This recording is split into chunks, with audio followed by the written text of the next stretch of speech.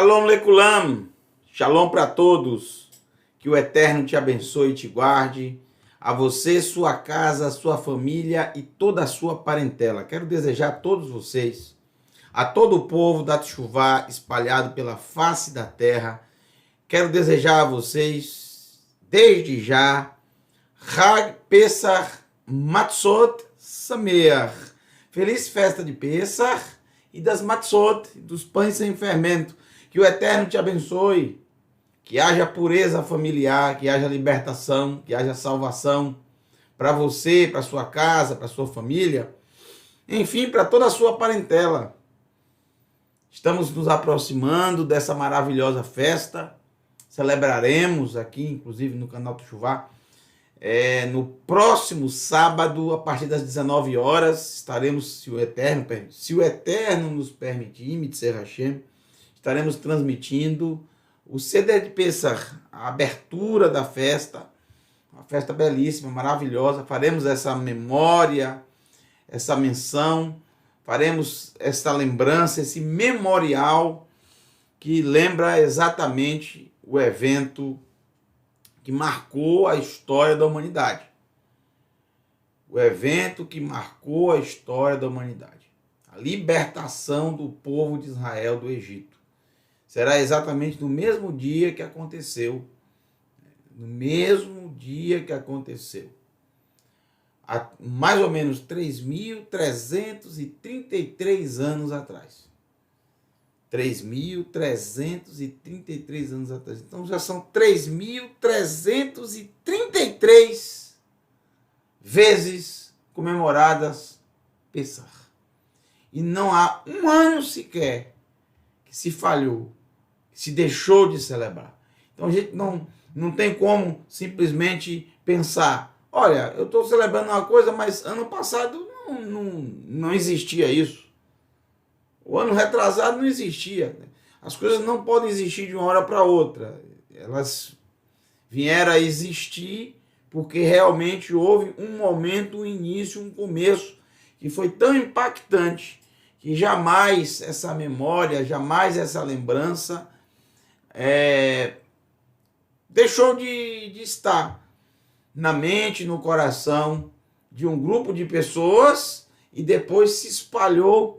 E hoje estamos aqui, com esse desejo, com essa alegria, com essa vontade de fazer esse memorial, de fazer essa lembrança. Nessa noite, nós estamos, inclusive, não é habitual, né? Já fizemos algumas aulas de Apocalipse na terça-feira, não é habitual estarmos nesse dia. Normalmente estamos fazendo na quinta, é mais cômodo para mim, por causa do trabalho. Eu estou fazendo hoje justamente por causa das festividades de Pesach, que a gente tem que preparar muita coisa, a gente tem que organizar muita coisa. Então ficaria para mim muito corrido na quinta-feira, já com a proximidade do Shabat.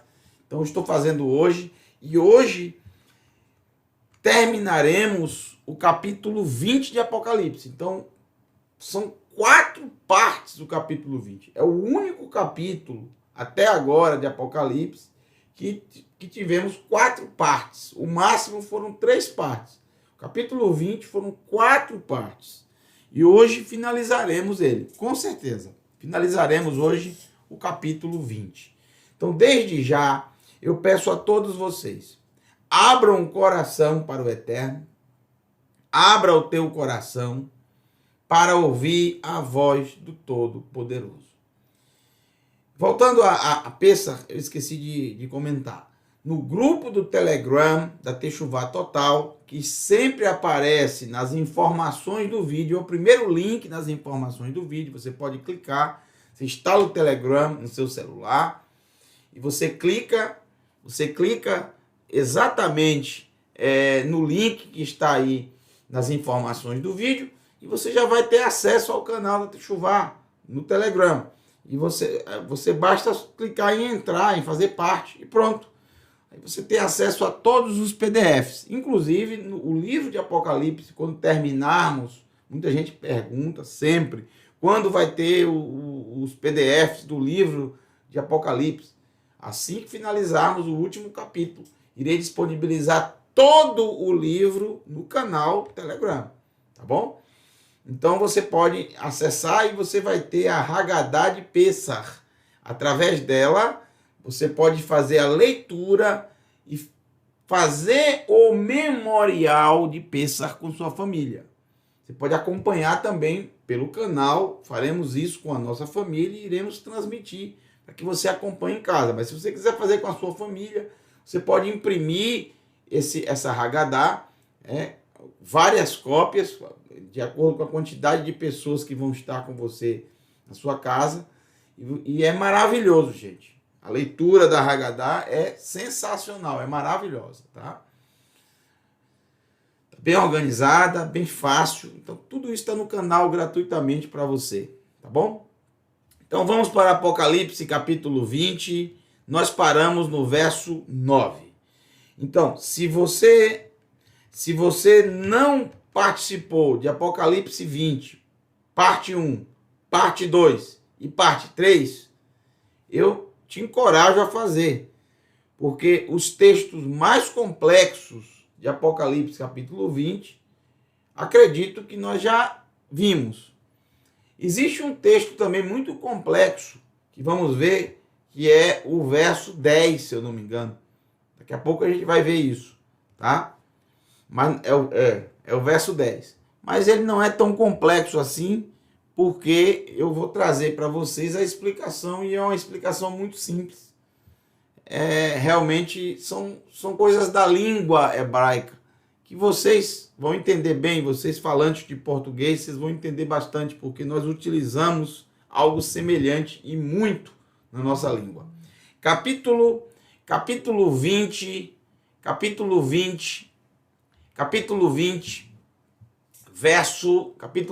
verso 9, nos diz o seguinte, Apocalipse, capítulo 20, verso 9. Vaialu, e subiram al merchavei,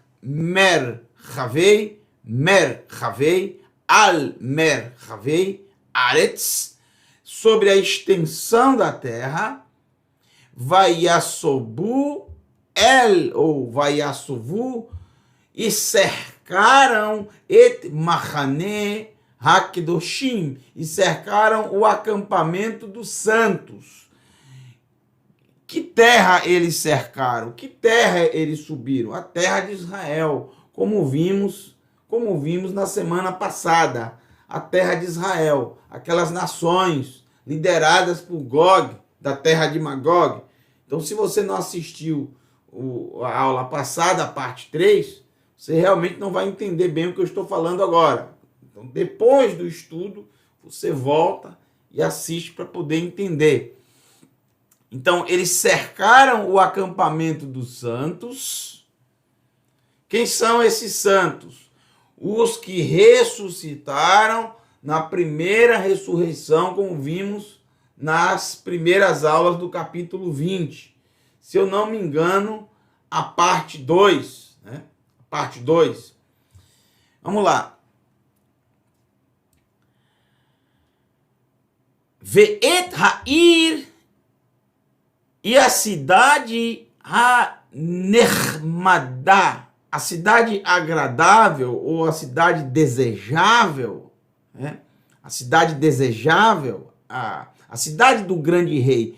Veja que é bem interessante, porque o que mais se encaixa aqui é a cidade desejável, a cidade que todos desejam.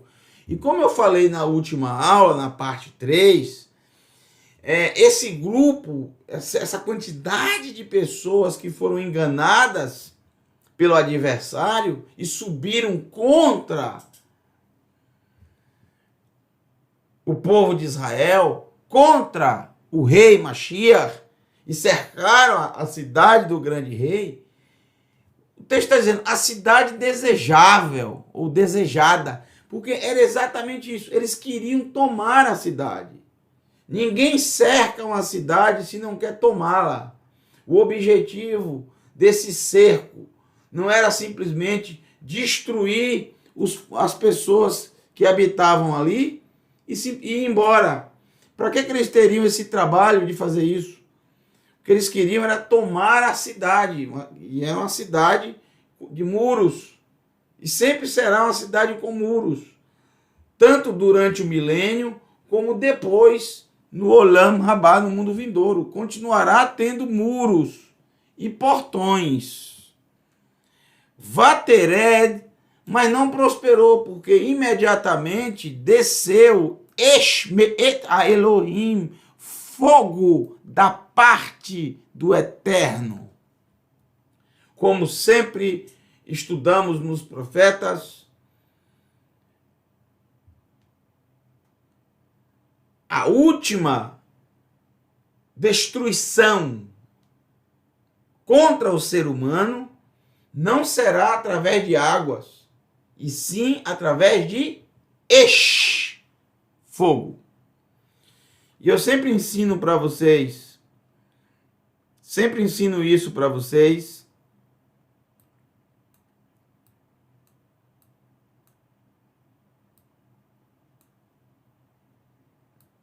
olha só, olha que interessante.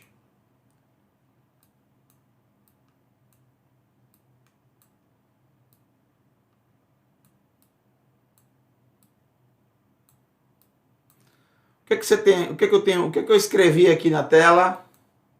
Desculpa a letra, porque já não tem uma caligrafia muito bonita. E quando se escreve pelo notebook, é bem complicado. Então aqui eu tenho o seguinte, eu tenho Ish, homem, e Isha, que é mulher. A forma feminina de Ish. Perceba, é exatamente assim escrita. Observe que o que tem, a letra do Eterno que tem no nome do homem, Ish, é o Yud, que é, inclusive, a primeira letra do nome do Eterno. O Yud, que é o começo do nome do Eterno, não tem, incrivelmente, não tem no nome da mulher. Deveria ter aqui o Yud, né, entre o Aleph e o Shin, como é do homem. Porque normalmente a regra hebraica é repetir a escrita do nome masculino e acrescentar o Re no final, dando a conotação de feminino. Ish, Isha, Sus, cavalo, Sussá, égua. Então, mas no caso da mulher é uma exceção, não tem o Yud. Não tem a letra do Eterno que inicia o nome do Eterno no nome da mulher, mas tem a letra final que é o Re. A segunda letra e a última letra. Então nós formando o início do homem, o Yud, e o final da mulher, o Re, nós temos o Yah, a abreviação do nome do Eterno, Yah. Yud, Re, Yah. Se você eliminar o Eterno, a letra do Eterno do nome homem e a letra do Eterno do nome mulher, ficarão iguais. Tanto o nome do homem como da mulher, duas letras estarão em comum, o Aleph e o Shin, formando exatamente essa palavra que vocês estão vendo aqui. Fogo. E o ser humano será destruído por fogo no final, justamente por excluir de dentro de si, tanto do homem como da mulher, o Eterno. Porque todos conheciam o Eterno nesse momento. Todo ser humano conhecia o milênio, todos conheciam o Eterno. Até que Satã foi solto para enganar essas nações que não conheciam o outro lado. E ele conseguiu enganá-los. Pelo menos a muitos.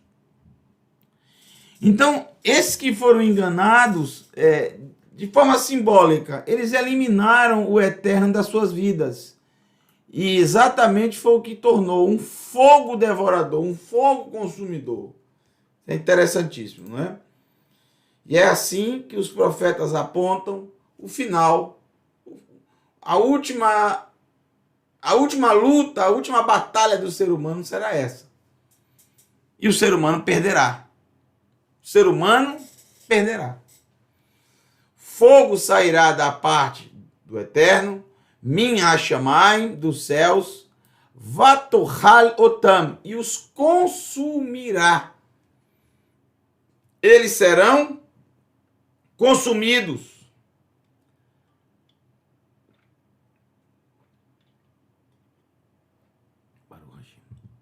Eles serão consumidos, destruídos. Voltarão à vida para o julgamento depois. Haverá um julgamento ainda. Então, mesmo esses que estavam cercando participarão do julgamento. Eu não tenho como dizer a vocês o que é que vai acontecer com eles no julgamento. Mas a probabilidade muito grande de acontecer a mesma coisa como eles terminaram a vida, a primeira vida deles. Quero dizer, a vida que o Eterno nos dá para viver, eu acredito que a probabilidade de acontecer a mesma coisa após a ressurreição é muito grande. Ou seja, a destruição completa. Mas haverá um julgamento. O Eterno vai julgar. Não sei se todos que estavam participando desse cerco terá o mesmo destino depois. Quem somos nós para julgar? Quem vai julgar é o Eterno. Como vamos ver agora nos próximos textos. Mas antes, para que servirá agora Satã? Para que servirá agora o adversário da alma humana, se a última missão dele, que o Eterno deu para ele, que o Eterno o liberou para fazer, que o Eterno autorizou ele fazer, ele já fez. E fez muito bem. Apresentou o mal à humanidade que não havia, nesses 1000 anos, ouvido, pensado ou sido apresentados ao mal, à mentira, ao orgulho, à inveja, à prepotência, aos pensamentos malignos. Porque o que eles respiram, estou falando de forma metafórica agora, o que eles respiravam o tempo inteiro é Torá, é a justiça, é a verdade, é o amor a Ahavá. E agora foram apresentados ao mal. E escolheram todos aqueles que foram contra a cidade, cercar a cidade para destruí-la, ou para tomar posse dela e destruir, que é o que eu acredito, os seus habitantes, os seus moradores, aqueles que ressuscitaram na primeira ressurreição.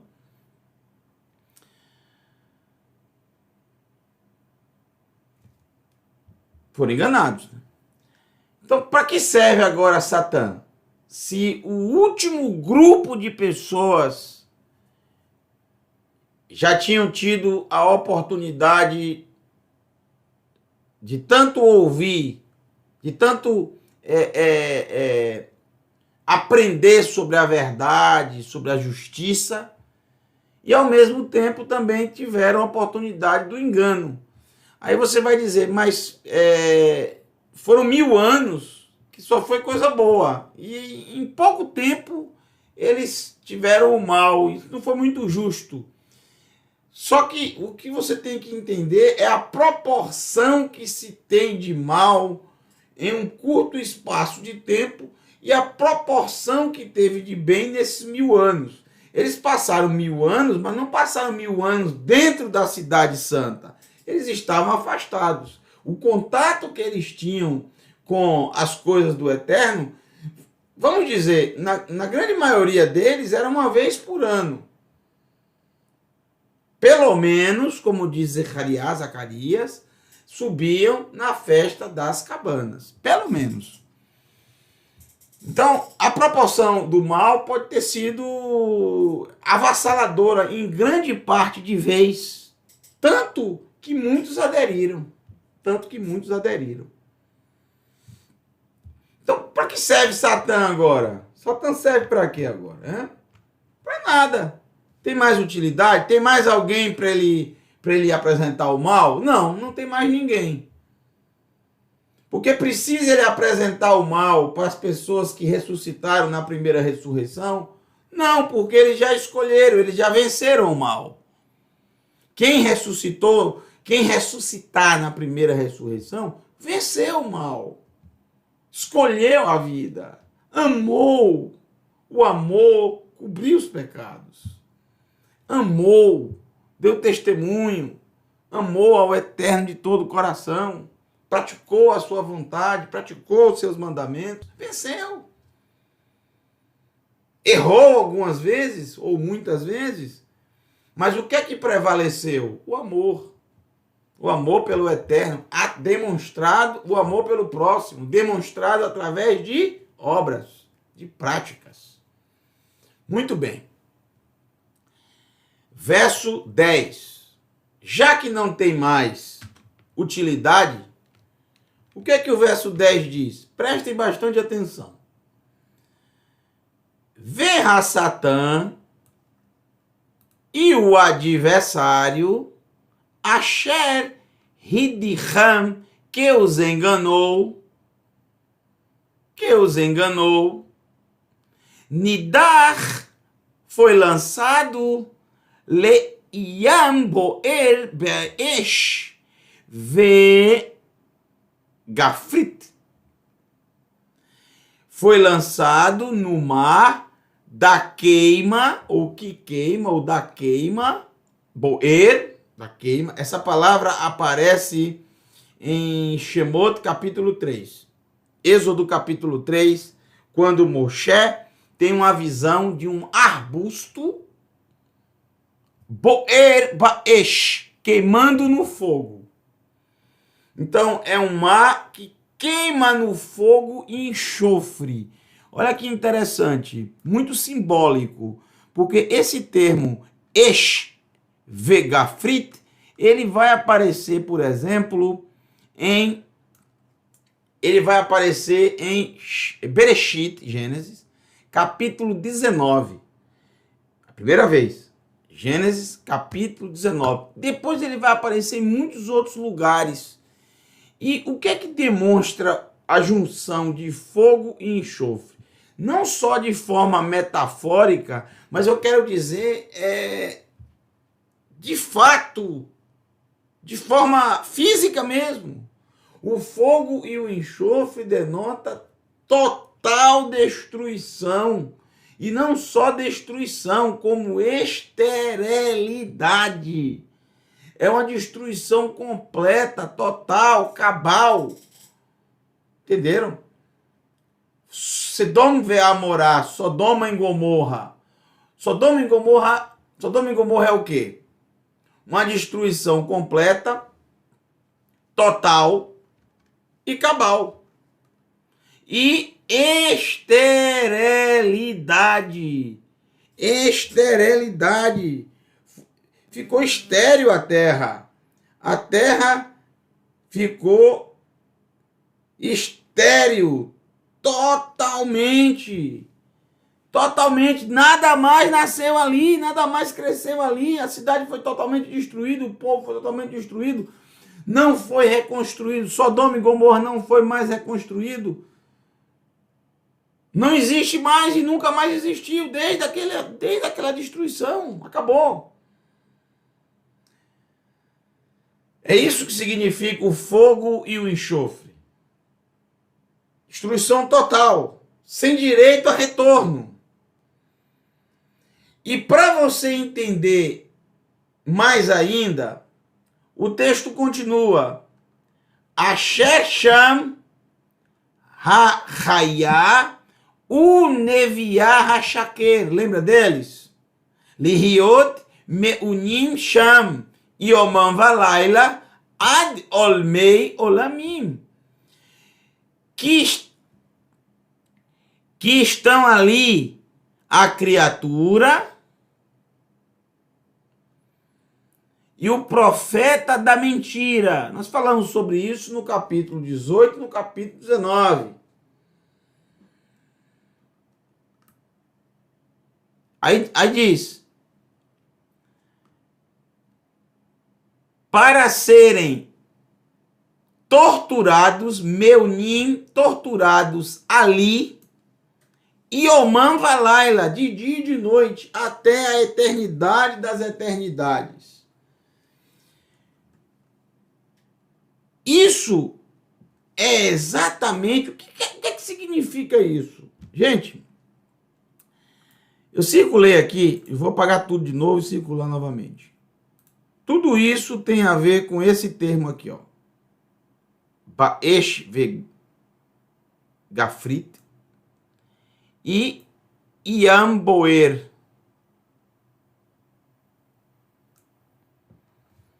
O mar que queima no fogo e enxofre.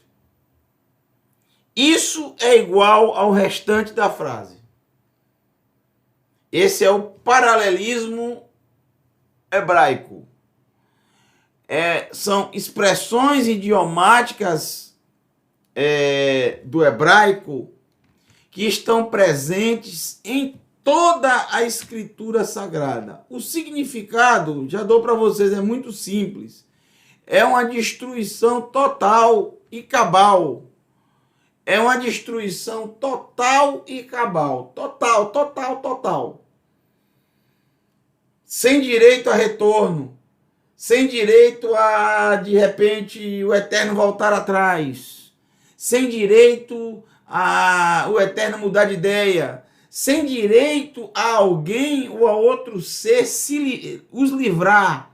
Sem direito, por exemplo, a eles próprios conseguirem se safar. Não tem jeito. Além do fogo, tem o enxofre. E serão atormentados de dia e de noite. É a mesma coisa. Eu vou exemplificar para vocês. Eu tenho certeza que vocês vão entender. É o que chamamos em hebraico de Hagzamah. Em português, exagero, hipérbole. Isso é muito utilizado no hebraico. Por que se utiliza o exagero e a hipérbole? Para dar uma noção a quem está escutando de firmeza, de firmar nele o que estamos querendo passar. Então vamos lá. Hagzamah. O exagero. Né? O exagero. Isso é comum na linguagem hebraica. Veja. Olmei haolamim. Eternidade das eternidades. Isso é Hagzamah. Isso é um exagero. Não precisa falar eternidade das eternidades. Basta falar eternidade. E serão lançados no mar que queima com fogo e enxofre. O mar quer dizer que tem muita água. Só que a água não é água, não é maim. É algo contrário à água. Você está percebendo? Um mar que, em vez de ter água, que simboliza a vida, olha só. Um mar que tem água, normalmente quando se fala yam, mar, é água. Mas esse não é água, é fogo, o contrário da água. O fogo é o contrário da água. A água traz vida e o fogo, destruição. A água traz a vida, o fogo é destruição. E não é só de fogo. Ele é um fogo que queima, que consome. Não é um fogozinho que está ali para iluminar, não. É um fogo que vai consumir, que vai queimar. E não só o fogo, ele também está junto do fogo, tem o gafrit. Gafrit, quer dizer, o enxofre. Então é algo, gente, é algo terrível, é destruição total, é isso que quer dizer. Ser atormentado de dia e de noite, gente, é óbvio, é Hagzamah. Quer dizer, eles irão sofrer para sempre. Eles irão sentir dor para sempre. Mas será que isso é o pé da letra realmente? É claro que não. Mas é a forma da gente falar. Eu vou explicar a vocês através do hebraico e através do português. O que significa três expressões idiomáticas hebraicas, hagzamah, ou seja, com todo exagero necessário para que cause impacto? Existem três expressões idiomáticas que são similares, sinônimos, umas das outras. E todas as três têm os seguintes significados: sem perdão, sem ajuda, sem chance, sem salvação, acabou, sem retorno, finalizou, destruição total, ninguém vai conseguir apagar, ninguém vai conseguir livrar, ninguém vai conseguir ajudar, ninguém vai amenizar. Já era, já foi. Vamos lá. A primeira expressão idiomática semelhante, sinônimos dessa que acabamos de ver, é o bicho que nunca morre. Ou o verme que nunca morre. Que é a melhor tradução para o português. Porque bicho, no português, a gente pode entender outras coisas. Yeshayahu, Isaías, o último verso de Isaías, o profeta Isaías termina assim: Veyatseu verau be figrei ha-anashim ha-poshiim bi ki tolatam lotamut veisham. E sairão e verão os corpos mortos dos homens que pecaram, ou das pessoas que pecaram contra mim, porque o seu verme nunca morrerá. E aí vem aqui a expressão também: Lotirbe vehayu haraon lechal basar. E o seu fogo, e nem o seu fogo se apagará, e será um horror para toda a carne. Veisham lo tirbe. E o seu fogo, e o fogo deles, fogo, Isham, aqui é fogo, né? Isham, o fogo deles, lo tirbe, não se apagará. O bicho nunca vai morrer, o verme nunca vai morrer. Que verme é esse? De que verme está falando? Né? O que é tolaat? Tolaat é o verme que come a carne morta, ou de bicho, ou de animais, ou de seres humanos. Sabe aquele verme que vai comer na carne podre? A carne apodrecida, ou seja, sem vida, sem o sangue estar correndo. Quando passa 2, 3, 4, 5 dias, começa a cheirar mal e o verme começa a comer a carne. Come toda a carne. Se não chegar alguém para tirar esses vermes, passar algum produto químico, alguma coisa, embalsamar, que um corpo embalsamado com toda a técnica de embalsamamento, os vermes não conseguem progredir. Porque são usadas algumas substâncias que inibem esses vermes. Hoje em dia, eu diria, o formol, por exemplo, se você colocar bastante formol, ou produtos químicos, ou quem faz quimioterapia, por exemplo, morre de câncer, que tomou bastante, fez bastante quimioterapia, você vê, inibe totalmente os vermes, inibe mesmo. É impressionante. Demora bastante ali a carne de se decompor por causa da química que foi colocada na pessoa. É triste, viu? É triste. Eu já ouvi de pessoas próximas, né, que ao abrir o caixão para remover os restos mortais, para colocar em outro local, de pessoas que faleceram de câncer e que foi usado no final bastante quimioterapia, E aí quando foi remover os restos mortais para colocar em outro jazido, por exemplo, tomaram um susto, porque se pensava estar só os ossos, e quando viu, não estava só os ossos. Ainda estava ali a pele, ainda algo terrível. O verme nunca morrerá. Quer dizer, ele vai comer a carne. Isso significa, ele vai comer a carne toda. Enquanto tiver carne para comer, ele vai comer. É isso que quer dizer. Ninguém vai matar aquele verme. Ninguém vai impedir que você entre em decomposição. Você não vai voltar à vida. Você vai ser comido, devorado. Não vai haver nenhum vestígio de carne mais em você. É isso que significa. Ou seja, ninguém te salvará, ninguém te livrará da destruição. E o fogo que nunca se apaga? É o fogo que vai queimar por completo, chegar à destruição. E ninguém vai chegar de última hora e jogar um balde d'água. E ninguém vai chegar de última hora e apagar a fogueira. Ele vai queimar até virar cinzas. Esse é o fogo que nunca se apaga, é o significado. Segundo, eu trago, que é exatamente esse o fogo que nunca se apaga, eu trago Irmeiarro, Jeremias 17, 27. Veja só, mas se não me deres ouvidos para santificares o dia de Shabat,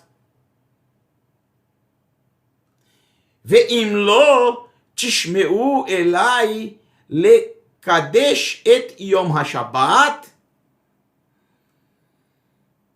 se não me deres ouvidos para santificares o dia de Shabat, e não trazer descarga alguma quando entrares pelas portas de Jerusalém no dia de Shabat, então, se não fizerem isso, se tratarem o Shabat como um dia comum, se transportarem cargas pelos portões da cidade para venderem, para fazerem negócio no dia de Shabat, então incendiarei fogo, lançarei fogo nas suas portas, o qual consumirá os palácios de Jerusalém, e o fogo não se apagará. Lotirbe, a mesma coisa que está aqui, olha aqui, ó. Mesma expressão de Yeshayahu, Lotirbe, mesma expressão de Irmeiarro, mesma coisa. O fogo não se apagará. Isso aconteceu, que Irmeiarro disse, aconteceu. Jerusalém foi cercada por Nebuchadnezzar, Nabucodonosor, e terminou exatamente no dia 10 do mês de Ave, no dia 9 de Ave, a destruição do templo, o templo foi queimado, os palácios foram queimados, porém, esse fogo se apagou? Mas é claro que se apagou. Se apagou sim, é óbvio que se apagou. Passou um mês queimando, 15 dias queimando, mas depois se apagou. Eles voltaram, reconstruíram a cidade. Quando eu falo o fogo nunca se apaga, quer dizer, não vai se apagar nunca. É que ele vai consumir tudo. Ele vai se apagar apenas quando não tiver mais o que consumir. Ou seja, ninguém vai apagar aquele fogo, ninguém vai ajudar, ninguém vai salvar os palácios, inclusive o templo. Então é uma expressão idiomática, tá? É um exagero. E o terceiro, que é a mesma coisa desse, é exatamente o que acabamos de ver em Apocalipse 20, verso 10. Ser torturado de dia e de noite até a eternidade das eternidades. Gente, é um Hagzamah, é um hipérbole, ou seja, exagero linguístico. Você pode dizer para mim, eu não sei nem o que é isso, eu nunca ouvi falar em hipérbole. Você pode nunca ter ouvido falar a palavra hipérbole, mas você utiliza no dia a dia. Eu tenho certeza que todos que estão me escutando, a hipérbole faz parte do nosso dia a dia, assim como faz parte da língua hebraica. A língua portuguesa é muito parecida às expressões com a língua hebraica. As figuras de linguagem, as expressões do dia a dia, são muito parecidas, gente. Por exemplo, vi um rato, acabei de ver um rato aqui em casa. Um rato gigante. Gigante? Como é que um rato pode ser gigante? Imagine só o que é um gigante.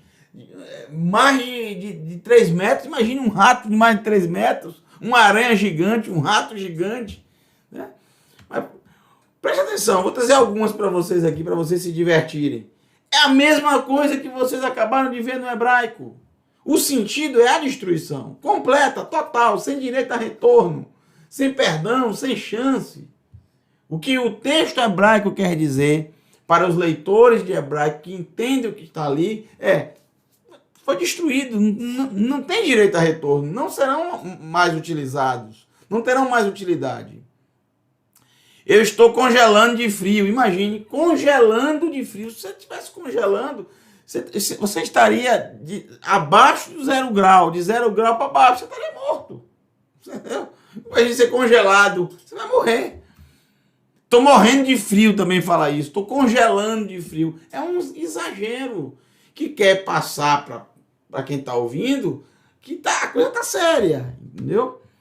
Menino, minha mãe já me falou isso alguma vez, mas eu não entendi que ela queria me matar, não. Eu entendi que ela queria dizer para eu não sujar de jeito nenhum a camisa. Menino, se você sujar essa camisa, eu te mato.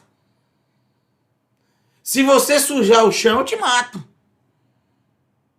Eu sei que ela não quer dizer ela não queria dizer que ia me matar. Todo mundo entende, gente. Ela está querendo dizer, de jeito nenhum, suja essa camisa. Não vai sujar essa camisa. Por exemplo, eu ia chupar um caju, se manchar, eu te mato. É melhor tirar a camisa, tá entendendo? E aí, porque o caju vai manchar a camisa é nova. Eu te mato. Tem gente que fala assim, se você derrubar esse prato e quebrar, eu arranco seu pescoço. Já ouviram isso? Ou já falaram isso? Mas é claro que ele não quer dizer que vai arrancar o pescoço em si. É a forma, é a hipérbole, é o exagero da nossa língua, que é a mesma coisa da língua hebraica, não tem diferença nenhuma. Eu já te falei 1 milhão de vezes que eu não gosto disso. Mentira, ele não falou 1 milhão de vezes. É impossível ele ter falado 1 milhão de vezes. Ninguém fala nada 1 milhão de vezes. Mas, não é que é mentira, me perdoe. É a forma de expressão. É o exagero. E todo mundo entende. Ninguém vai questionar. Você não falou 1 milhão de vezes. Né? Ninguém vai questionar. Tem gente que fala, eu já falei 1 zilhão de vezes. É a hipérbole, gente. É o exagero totalmente presente no hebraico, ainda mais nos escritos de Yohanan, que não se contenta em falar amém uma vez, fala amém 2 vezes, amém, amém. É hipérbole, é o exagero. Olmei olamim, olmei haolamim. Eternidade das eternidades. Para que dizer eternidade das eternidades? Eternidade já é suficiente, mas é um exagero. É um exagero. Ser atormentado de dia e de noite é o exagero linguístico do hebraico. Quer dizer, serão destruídos. Serão totalmente destruídos, sem honra nenhuma. Cumpriram o papel e acabou. Já foi. Nunca tomei... essa é nova, viu? Essa agora é da Covid-19. Da vacina da Covid-19. É nova. Quando tomei a picada da injeção, eu já ouvi isso, né? Eu não senti absolutamente nada. Gente, é claro que sentiu. Ninguém toma uma injeção, seja ela qual for, para não sentir nada. É claro que sente. Mas o que a pessoa está querendo dizer com esse exagero? Isso é um exagero de linguagem. Está dizendo, olha, não tem problema não. Não é uma coisa absurda não. Você não vai sentir. Não é como se estivesse arrancando o braço, não. Eu não senti nada. Senti uma picadinha. Todo mundo sente. É impossível não sentir. A não ser que você esteja com algum problema no braço. Que qualquer pancada que você tomar, você não sinta nada. Sente, mas é a forma de falar. Eu morro de rir quando assisto essa série. Como é que você morre de rir se você está vivo agora? Todo mundo que fala eu morro de rir, eu morro de fome, eu morro de sede, todos que ouvem entendem, todos da língua que ouvem entendem. É um exagero, mas entendo, ele quer dizer que ele está com muita fome. Ele quer dizer que ele está com muita sede. Ele quer dizer que ele riu muito, que a série é muito engraçada. Chorei um oceano de lágrimas lendo esse livro. Como é que pode isso? Quer dizer, que chorou muito, que foi um livro muito emocionante, muito dramático. Nós vamos derreter nesse calor, né? Imagine, derreter no calor. O ser humano não derrete, não, porque o ser humano não é um sorvete. Mas ele está comparando o ser humano com um sorvete, né? Que num calor imenso vai derreter. Estou morrendo de fome. Eu vi esse filme eu vi este filme 1000 vezes. É Sessão da Tarde, é? 1000 vezes. Não viu 1000 vezes, não tem como ver 1000 vezes. Mas a forma de dizer. Essa é minha. Essa é minha. Essa é minha. Falei hoje. Eu estou doido para viajar para Israel. Você tá doido? Tá doido, então você tem que procurar né, ajuda psicológica, psiquiátrica, né? Mas é a forma de dizer. Eu tô doido para chegar logo tal dia. Eu tô doido para ver ele. Eu tô doido para encontrar com ele. Que quando eu encontrar com ele, eu vou matar ele. Mas calma, ele tá querendo dizer assim que tá muito chateado com a pessoa, tal. Gente, vocês entenderam com esses exemplos de português, vocês entenderam que no hebraico é essa palavra aqui, ó. Hagzamah. O exagero, a hipérbole. Entenderam? Então, é isso que significa. Tá? Não é que vão ficar vivos de dia e de noite, sendo atormentados. Mas para que o Eterno quer fazer isso mesmo? Para quê? Se o próprio adversário fez o que o Eterno pediu que ele fizesse, apresentasse o mal à humanidade. Simplesmente isso. O que o texto quer dizer é, não se preocupem. Olha só, Yohanan está querendo passar para quem leu o seguinte, não se preocupem, ele não terá direito a sair para atormentar mais a humanidade, ele não vai ter mais direito de sair para enganar mais a humanidade, porque ele mesmo será atormentado de dia e de noite, ou seja, ele vai ser destruído no mar que queima com fogo e enxofre.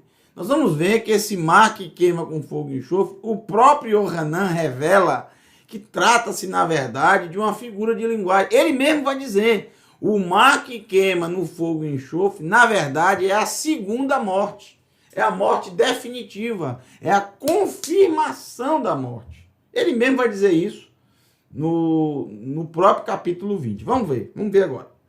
Antes de nós prosseguirmos, eu quero que vocês observem que eu coloquei aqui de vermelho e ainda coloquei uma setinha com o número 14.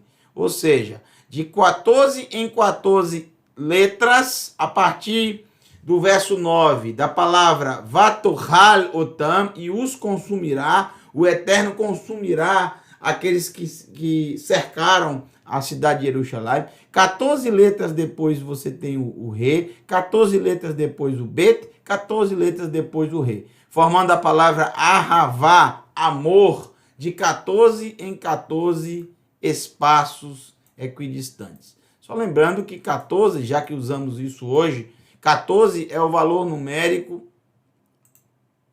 14 é o valor numérico, por exemplo, não usamos isso hoje, porque aí vai dar 15, né? Yud e Re dá 15. Não, mas 14 é o valor numérico da palavra David. Dalet, Vav e Dalet. Eu estava pensando no Yud e Re, mas eu já percebi que dá 15. Mas David dá 14, ó. 4 mais 4, 8. 8 mais 6, 14. David Meller, o rei David. Dá 14. E mais interessante que, se você observar a genealogia de Yeshua, ela é dividida em 3 partes. 3 partes. E essas 3 partes são de 14 em 14. 14 mais 14, 28, mais 14, 42. É isso? 42. De 14 em 14. 14 é exatamente o valor numérico da palavra Davi, do nome Davi. Muito bem. É o amor do Eterno. É o amor do Eterno. Verso 11. Verso 11. Após isso, vairé e vi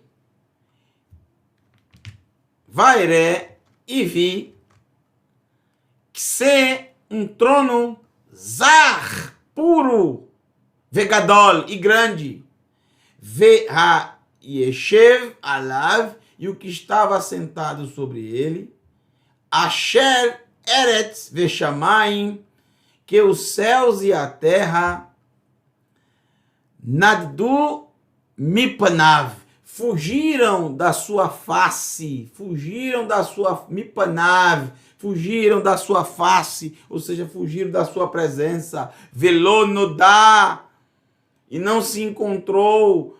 Mekomam ayo, e não se achou, e não se encontrou, e não se conheceu lugar para eles. Lugar para quem? Para os céus e para a terra. Não se encontrou lugar para eles, porque apareceu um trono para o Hashem, puro, grande, imenso.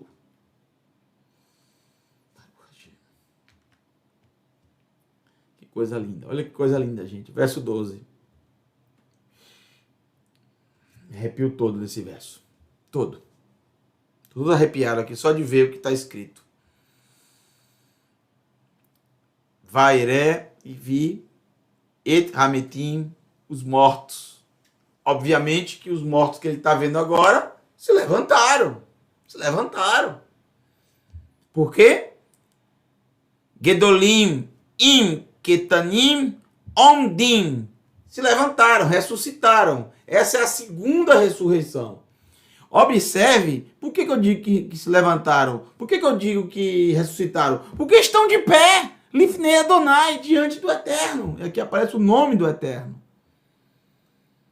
Então eles se ressuscitaram, já não estão mais mortos, mas estavam mortos. Então Yohanan viu eles se levantarem. Omdim é exatamente esse levantar. E são todos, gente, ao mesmo tempo, os que estão da segunda ressurreição. Quem são os da segunda ressurreição? Todos os outros. Nós temos os grupos da primeira ressurreição, que nós vimos no início do capítulo 20, se eu não me engano, a parte 2. Felizes e abençoados e santos são eles. Que estejamos lá, que o Eterno, que Ele ache graça aos nossos olhos, que achemos graça aos seus olhos, que estejamos lá, que você esteja lá, você que está me ouvindo. E um dia você, quando me encontrar lá, você me procura e me diz, olha, você lembra que quando você falou, você estava ensinando o livro de Apocalipse, e você disse, tomara que a gente se encontre lá, olha só nós aqui. Vem me dar um abraço, viu? Olha, ele viu esses mortos, exatamente, são todos os outros. Gente, uma quantidade incrível de gente, muita gente, que vai se levantar de tudo que é lugar, de tudo que é local, vai se levantar.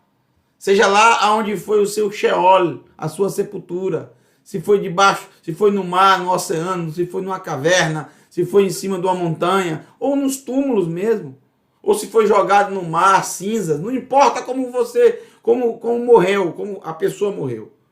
Os restos mortais não se perderão, porque o Eterno sabe aonde estão todos eles, e se juntarão, e se levantarão, grandes e pequenos, não importa se foi um rei, não importa se foi rico, não importa se era pobre, não importa se era muito sábio, não importa se não tinha entendimento nenhum, todos se levantarão diante do Eterno. Todos estarão de pé diante do Eterno. Os sefarim e livros Nipetachim serão abertos. Livros serão abertos. Gam Sefer, também um livro. Aher, também um outro livro. Niftar será aberto. Hu Sefer HaChaim, ele é o livro da vida. Arrepio todo. Onde estão escritos todos os nomes de todas as pessoas que nascem, elas que têm vida, elas nascem destinadas à vida, todo ser humano. E quando o pai e a mãe dão o nome ali, o Eterno vai e coloca o nome lá na pessoa. O Eterno quer que esse nome esteja ali por toda a eternidade. Porém, se a pessoa não quer, se ela não quer fazer parte dessa lista, através das suas atitudes, das suas escolhas, depois do julgamento, será cortado, será arriscado. O Sefer HaChaim, o livro da vida, vai shaftu, e serão julgados, Hametim, os mortos, Ka'ali lotam, Ka'asher hem, ketuvim basefarim hahem, e serão julgados conforme Ka'ali lotam, conforme as práticas, as obras deles. Você percebeu isso? Serão julgados de acordo, conforme, baseados as práticas. Perceberam como é importante o fazer, o praticar? Você lembra quando Yeshua estava ensinando o Sermão da Montanha? Como é que ele termina o Sermão da Montanha? Ele termina de uma forma bem assustadora. Ele diz que no dia do julgamento, muitos vão dizer: mas Senhor, em teu nome nós expulsamos demônios. Em teu nome nós profetizamos. Em teu nome nós curamos. E cadê o nosso nome? Foi riscado? Apartai-vos de mim. Apartai-vos de mim, transgressores da Torá. Eu nunca os conheci. Eu nunca tive intimidade com vocês. Perceba que essas pessoas que vão falar para Yeshua, que terão direito, aqueles que tiveram os nomes cortados, terão direito de argumentar. Perceba que a desculpa deles, ou os argumentos deles, tudo que eles falam, todo o argumento deles tem a ver com falar. E nada com fazer, porque expulsar demônio é o quê? É como? Falando, né? Profetizando é como? Falando. Curando. Ninguém cura. Você pode fazer uma oração, pedir que o Eterno cure. Eles já estão assumindo que eles curaram. De qualquer forma, é falando. Perceba que não há prática. É por isso que disse Yeshua: vocês não praticam a Torá. Vocês não praticaram a Torá. Vocês transgrediram a Torá. O que conta é a prática. Perceba, meu amigo, minha amiga, meu irmão, minha irmã, você que está me assistindo. Não perca a sua alma por causa de ideias tolas, dando ouvidos a um tolo ou a tolos, que são aqueles que não têm Torá. Ímpios. Quando se trata da nossa alma, todo cuidado é pouco. Verifique isso aqui. É assim que termina a sua Bíblia que você tem em casa. O que conta, o que vai contar naquele dia. Veja, o Eterno nos ama tanto que já deixou para nós. E você não tem como dizer, eu não sabia. E o que é que você tem que saber, de fato? O que conta são as obras, as práticas. O que vale é a prática e não o que se fala, é o que se faz. O importante é fazer ou não fazer, né? Porque seremos julgados conforme as práticas. O amor é através das práticas, das obras, e não através de palavras. De acordo, eles escreveram nos livros deles. Quem escreveu? Os mensageiros do Eterno? Não sei. Ou alguma classe do Eterno que serve apenas para escrever esses livros? Não conhecemos, não sabemos. O que sabemos é que tudo o que fazemos fica registrado. Agora sabemos que cada pessoa tem livros, mais de um inclusive, que são escritos tudo sobre a nossa vida. Tudo o que fazemos, tudo o que praticamos, tudo o que deixamos de fazer. Saiba disso. Tudo é escrito. E é assim que todos serão julgados. Os da primeira ressurreição serão julgados? Não, já se levantaram para a vida. Como eu falei na aula passada. Não há o que temer. Não há o que temer. Gente, preste bem atenção. Eu me arrepio todo. Todo. Eu me arrepio todo. Veja.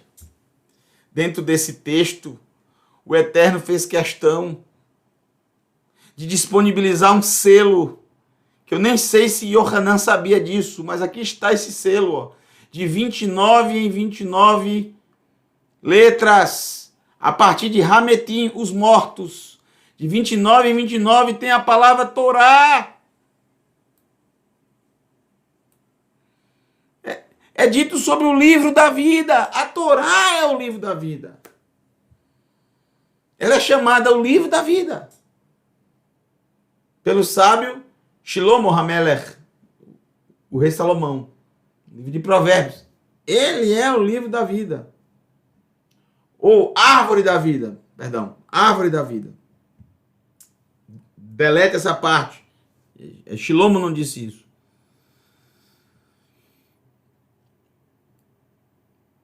O que eu quero dizer é, o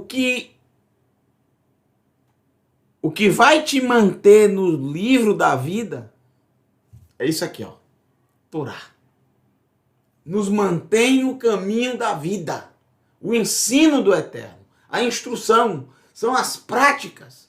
O amar ao próximo como a si mesmo. E ao Eterno sobre todas as coisas. Não profanar o seu nome. Não cometer idolatria. Honrar o pai e a mãe.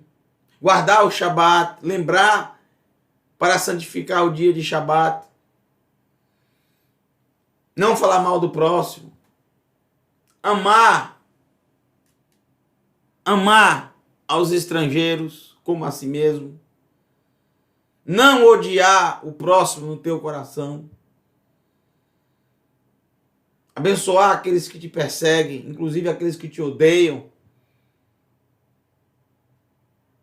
Ajudar o necessitado, o órfão, a viúva, o estrangeiro.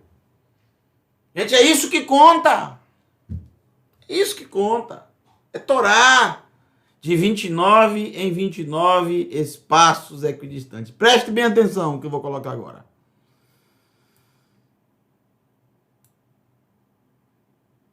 Yud. Olha que interessante. Yad. Mão. Yud. Re. A mão do Eterno. Yad. Yah. A mão do Eterno.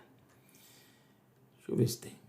Aqui dá 14, mão. E aqui dá 15, Yá. Tá vendo? 10 mais 4, 14. 10 mais 5, 15. 15 mais 14, 29.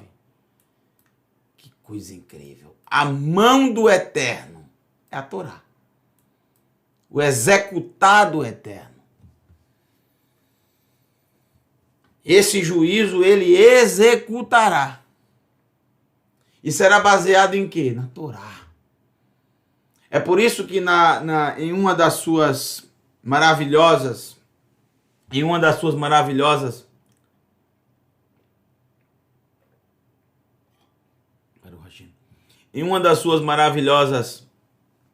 parábolas, Yeshua fala sobre o pobre Elazar, que estava ali na porta do rico, ao qual não é dito o seu nome. Os dois morreram e cada um vai para um lugar diferente e tal. Perceba que as pessoas não leem toda, né? Ou porque não querem, ou porque têm preguiça, ou porque são proibidos de ler. Como era antigamente proibido de ler, né? Só poderiam ler aquilo que o líder religioso mandar. Então, lá está escrito, quando na parábola o rico pede a Abraham Avino, o nosso pai Abraham, em quem ele se apegou, se apoiou para viver de qualquer forma, porque pensou, sou filho de Abraham, estou salvo, todo mundo vindouro. E aí, na própria parábola é dita, não, isso não garante nada.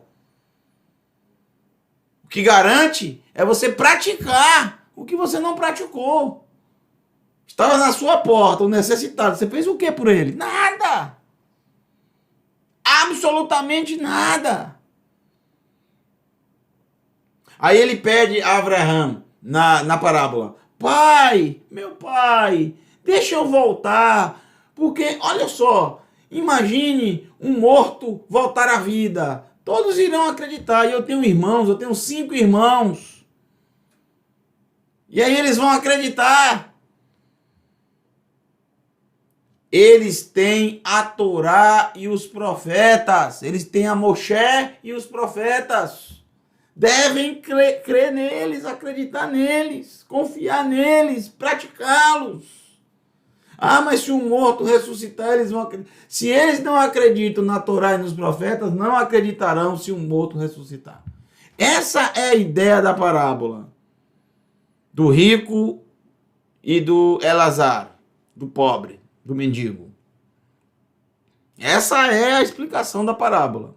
Toda parábola é de difícil compreensão. Isso é proposital do mestre para aguçar a procura, a busca do aluno. Você não vai dar o filé para ele, você vai dar para ele uma carne com osso e com bastante gordura para ele ter que tirar, nervo para ele ter que limpar e achar depois de tudo ali, ele achar o filé. Tem que ser assim, senão a pessoa não aprende, não se interessa. Entenderam, gente? Yad Yah, a mão do Eterno. Que lindo, né? É incrível como o Eterno fez no livro de Revelação. Olha só quantos códigos, gente. As pessoas não acreditam. Eu vou fazer o quê? Eu vou fazer o quê? Não posso fazer nada. Ah, foi você que inventou. Meu amigo, isso aqui existe já há centenas de anos. Não fui eu que escrevi, não. Já existe. Você pode pesquisar. Está disponível na internet. Está disponível no Google. É gratuito. Não fui eu que escrevi, não. Não fui eu que coloquei essas letras, não. Quem sou eu para escrever isso aqui? Nem Yohanan, eu acho que ele sabia que tinha. Você acha que parou por aí? Vem o verso 13. Vai ten Hayam. E entregou o mar, et hametim, os mortos. O mar entregou os seus mortos. Esse texto deveria vir antes do verso 12. Estranhamente aparece depois, mas é óbvio que esse entregar do mar, tal, quer dizer, a ressurreição, entendeu? Para serem julgados. Mas é como se Yohanan dissesse, esqueci de dizer, que esses mortos, de onde vieram? Foi assim, o mar entregou os mortos. Ou seja, todas as pessoas que morreram no mar, que os seus corpos foram lançados no mar, ou que as suas cinzas foram lançadas no mar. Os restos mortais estão no mar. Olha, é bastante gente. Seja mar, seja rio, seja lago, lagoa, seja o que for. Asher Betorro, que havia no meio dele, Verhamavet, Verhacheol, e a morte e a sepultura os entregou, ou seja, eles voltaram à vida. Aonde é essa sepultura? A sepultura é numa caverna, cravada numa rocha? A sepultura é num cemitério, debaixo da terra, 7 palmos de terra, como se fala? É numa montanha onde ficaram os restos mortais que ninguém nunca encontrou? Numa selva? Seja onde for, se levantarão. Natnu et ametim asher bam. Eles darão os mortos que estavam dentro deles. E repete, e Yohanan repete a mesma coisa que está no verso 12. Vaishaftu, e serão julgados. Ish, homem a homem, ou seja, pessoa a pessoa. Kamaasehu, desde o início do livro de Revelação, sempre nos traz. Se você pegar os nossos primeiros estudos, vocês vão encontrar isso aqui. Kamaasehu, conforme as suas obras, conforme os seus feitos, conforme as suas realizações. Então, se alguém ensinou para vocês que as práticas não têm valor nenhum, é claro que tem. É óbvio que tem. É claro que tem, gente. Olha só, é tão incrível. Qual a probabilidade de nesse texto também ter a palavra Torá? Incrível. Me arrepio todo. É incrível.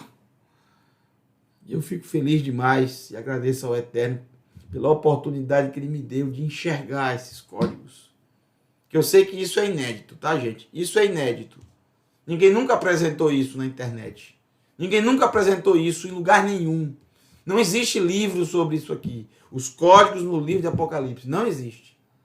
Não existe. Eu estou apresentando a vocês o hebraico e estou apresentando a vocês os códigos, mostrando claramente e reivindicando a autenticidade desses escritos. Estou mostrando a autenticidade desses escritos. São autênticos. E os códigos provam isso. Olha aqui, novamente, qual a probabilidade disso existir? Um verso depois o outro, novamente. O Tav está de vermelho, tem um número 19, depois tem o Vav, To, depois tem o Resh, 19 letras depois o Re, Torá. De novo, conforme as suas obras, baseado no que está escrito na Torá, baseado no que é certo, no que é errado, baseado no que é pecado e o que não é pecado. Quem diz isso é a Torá. Para mais informações, assista o nosso vídeo que acabamos de expor para vocês no Shabat pela manhã, que diz o seguinte: o mel, o fermento e o sal da aliança. Dá uma assistida nesse vídeo, tá? Para você entender o que é que eu estou querendo dizer aqui. Tá no canal, você pode pesquisar. O mel, o fermento e o sal. Conforme as suas obras.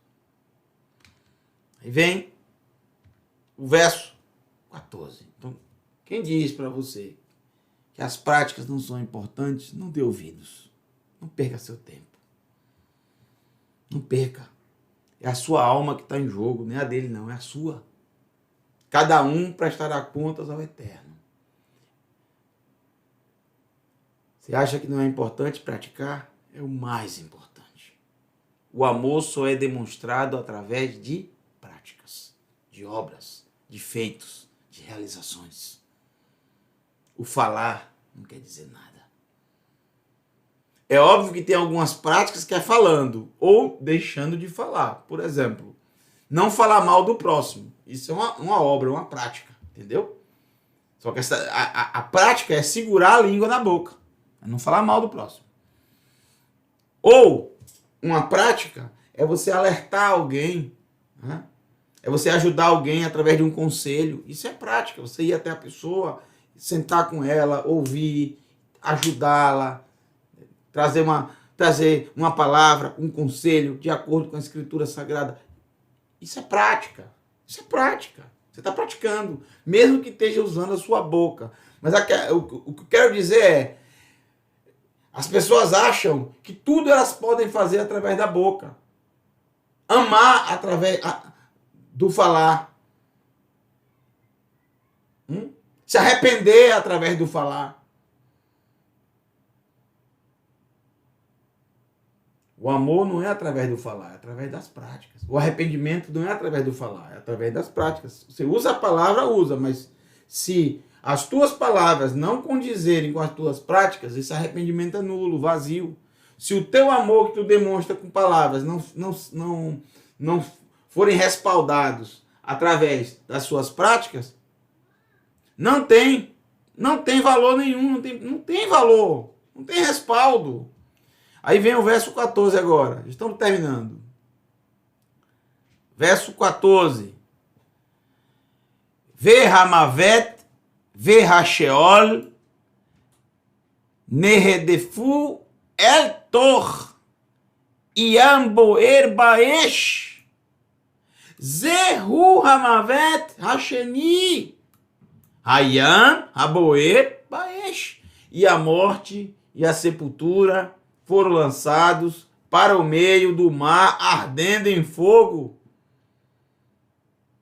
Ora, a morte também foi lançada lá, tantas coisas ruins foram lançadas lá. Sim, gente, porque na verdade esse mar que arde com fogo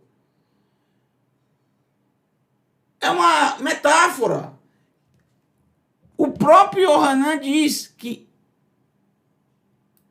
ele, Hamavet Hasheni, é a segunda morte. Ele é a segunda morte. Então, esse mar que queima no fogo, tal, arde no fogo, tem um significado. O próprio Yohanan revela no verso 14. É a segunda morte. Ele não existe de fato, literalmente. E o que significa segunda morte? Preste bem atenção. O que significa segunda morte? Significa a confirmação da morte. Porque se vocês já acompanham os nossos estudos, vocês têm tem um estudo chamado a repetição. Isso você encontra estudando o livro de Bereshit, o livro de Gênesis. A repetição ela é muito importante porque significa confirmação. Vou dar só um exemplo. No sonho, é a Parashá, você vai encontrar a minha explicação sobre isso na Parashá Miketz. Parashá Miketz, ao fim. Na Parashá Miketz, conta o sonho do faraó. E aí, Yosef, José, ele interpreta o sonho e diz para o faraó. Faraó, sabe por que o sonho foi repetido? Um sonho é igual ao outro. E sabe por que ele foi repetido? Porque o Eterno está no negócio. E ele quer dizer que vai acontecer com certeza isso. E vai acontecer logo. Foi confirmado. Isso quer dizer que vem do Eterno, vem da parte do Eterno. Então, tudo o Eterno confirma. A própria vida deve ser confirmada. É por isso que existe a ressurreição. A ressurreição é a confirmação da vida. Então, você morre e você volta. Perdão. Você nasceu, você tem vida, aí você vai morrer. Para essa vida ser confirmada, tem que voltar à vida. Então, só pode voltar à vida quem morre, entendeu? Tem que morrer. Todos têm que morrer. Mesmo que seja assim por um curto espaço de tempo. Os últimos habitantes que morrerão e depois ressuscitarão. Um curto espaço de tempo. Mas todos terão que morrer para voltar à vida. E todos também voltarão à vida. Então terá a confirmação da vida. O problema é você ter a confirmação da morte. Todos aqueles que não tiverem a confirmação da morte viverão para sempre. E a morte não terá mais poder. Por quê? Porque ela será, a morte e a sepultura será lançada no mar que queima no fogo. Ou seja, a segunda morte. Então a morte vai morrer. O que significa isso? A morte vai deixar de existir. Não existirá morte. É o que vai dizer o capítulo 21 de Apocalipse. Não vai haver mais morte. Se não vai haver mais morte, vai haver sepultura? Porque a sepultura depende da morte. Quando morre, é sepultado. Se ninguém morre, ninguém é sepultado. Não há Sheol, não há sepultura. Então por que a morte foi lançada nesse mar também, como Satã e como todo o mal? Porque já não tem mais valor nenhum, já não tem mais precisão. Não há mais precisão de morte. Sabe por quê? Porque já houve o julgamento. Aqueles que viverão com o eterno já estão definidos. O livro da vida já diz quem são. E os que tiveram os seus nomes riscados sofrerão bastante. Uns mais do que outros. Não sei exatamente como vai ser, quanto de tempo terão até o momento da destruição. Terão um momento para falar, e vão ranger os dentes, e vão chorar, talvez verão o que perderam. Terão consciência para pensar em todas as oportunidades que tiveram. Talvez o Eterno mostre para eles, diante deles, todas as oportunidades que ele falou com essas pessoas.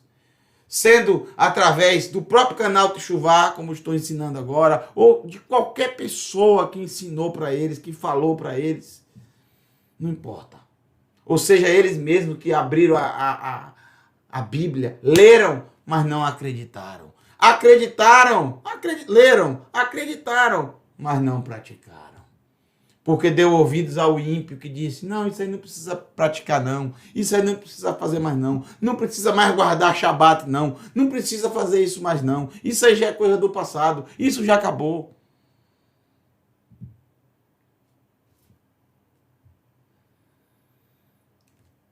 A segunda morte é a confirmação da morte. E Hazve Halila, que nunca aconteça com você nem com nenhum seu parente. Todos aqueles que forem confirmados. Será a morte definitiva, gente. É o que diz o verso 15. Todo aquele que não foi encontrado, Vechol ish asher lo nimtza katuv, e todo aquele que não foi encontrado, katuv, escrito. Um beijo pro meu irmão Fernando Bartolomeu. Ô, meu irmão, que saudade. Irmão Fernando Bartolomeu, estivemos em Israel em março de 2019. Que saudade, hein? Olha uma hipérbole. Estou morrendo de saudade de você, meu amigo, meu irmão. Do canal Catuve, Fernando Bartolomeu. E todo aquele que não foi encontrado escrito Basefer Hahaim, no livro da vida, porque foi cortado, foi apagado depois do julgamento. Neredaf, será lançado, mesma palavra que aparece para Satã, né? El Tor Hayam, no meio do mar. Haboer Baesh, no meio do mar que queima no fogo. Que mar é esse? Existe esse mar? Não existe.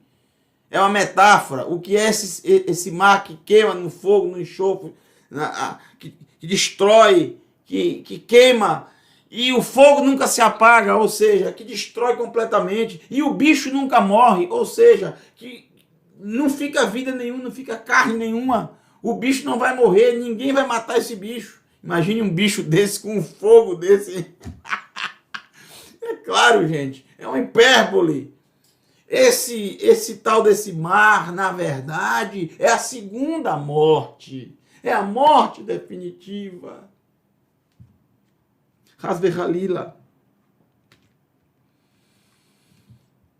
Que nunca aconteça com você. Vocês observaram 2 códigos que eu coloquei hoje. 2 códigos. 2 códigos. Nos 2, a mesma palavra. Torá. A Torá é o ensino, a instrução do Todo-Poderoso. Que o próprio Yeshua, de forma incrível, como ele trouxe no Sermão da Montanha, ele diz: não pensem que vinha abolir a Torá ou os profetas. Não vinha abolir. Em hipótese alguma. Eu vi exaltá-los, plenificá-los, torná-los plenos, grandes, exaltá-los, trazer a essência no mais alto nível. Nem o Iud e nem um traço de uma letra da Torá passará. Os céus e a terra passarão, mas a Torá não. Até que haja o levantar de todos, até que todos se levantem, até que todos ressuscitem. Nem o Iud e nem um traço de uma letra da Torá passará. Até o julgamento. É isso que ele quer dizer. Até o julgamento. Que quando todos ressuscitarem, é justamente no julgamento. Se você quer mais informação sobre isso, com mais detalhes, eu acabei de ensinar isso no Shabat que passou, no sábado pela manhã, no estudo, o mel, o fermento e o sal da aliança. E o sal. Então, gente, chegamos assim ao final do capítulo 20. Eu espero que vocês tenham aprendido alguma coisa nessa noite e que esse estudo sirva para aumentar não só o seu amor e a sua confiança para com o Eterno, mas a certeza que só há uma maneira de você amá-lo, é através da obediência. Ele disse e escreveu com a mão: eu demonstro graça aos que me amam e obedecem aos meus mandamentos. Um grande abraço para todos vocês. Mais uma vez quero desejá-los Hag Pesach Matzot Sameach. Feliz festa de Pesach das Matzot. Um beijo para todos. Sei do meio velho.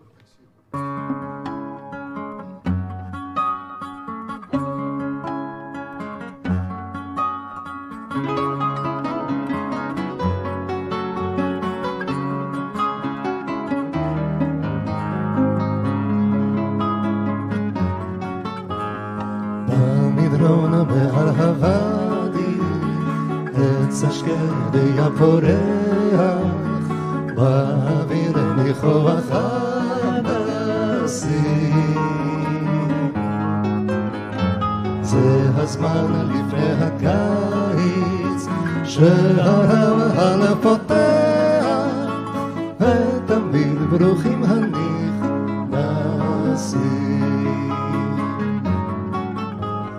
בימים אשר כאלה מחכים עד בוא הליל מחכים לצעדים קרבים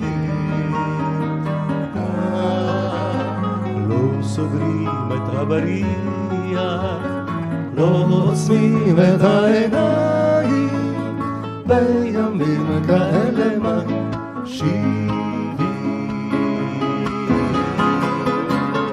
מי שרעב ימצא אצלנו בת של לחם מי שעייף ימצא קוצר ומי בהר מי שסוכתו נופלת חרש ייכנס בדלת חרש ייכנס ועד עולם יוכל להישאר מי שרעב ימצא אצלנו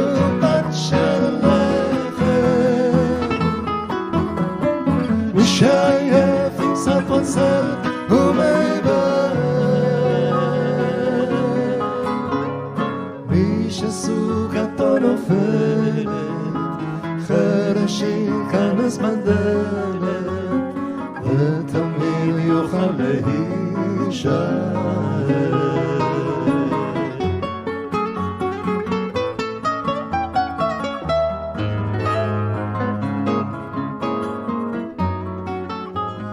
זה הבית שבנינו וההורן שנתנו, זה השביל וזוהי הבן. מי שבא לפה אחינו, מי שבא יסב איתנו, והשער שהוא לא ייסגר. מי שרב ימצא אצלנו פת של לחם, מי שעייף ימצא קוצר ומעבר. מי שסוכתו נופלת, חרש ייכנס בדלת, חרש ייכנס ועד עולם יוכל להישאר.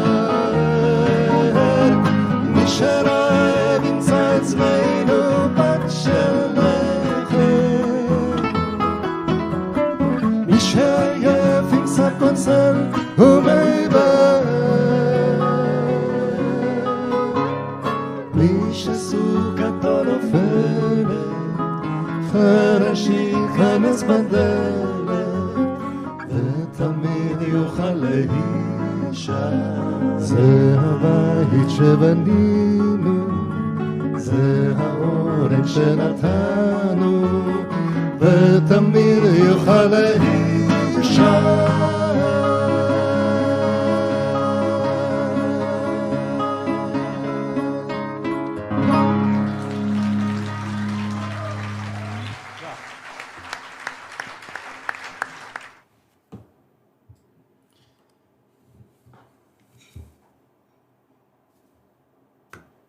O que eu sempre digo pra vocês?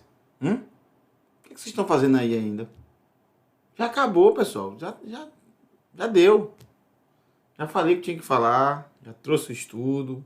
Vocês já assistiram. Terminou o capítulo 20 de Apocalipse. Agora vocês vão fazer o quê? Vão dormir, gente. Descansar. Amanhã acordar cedo. Um beijo pra vocês. Até a próxima. Shalom. Hag Pesach Sameach, Hag Matzot Sameach, Likulam para todos, que o Eterno os abençoe e os guarde.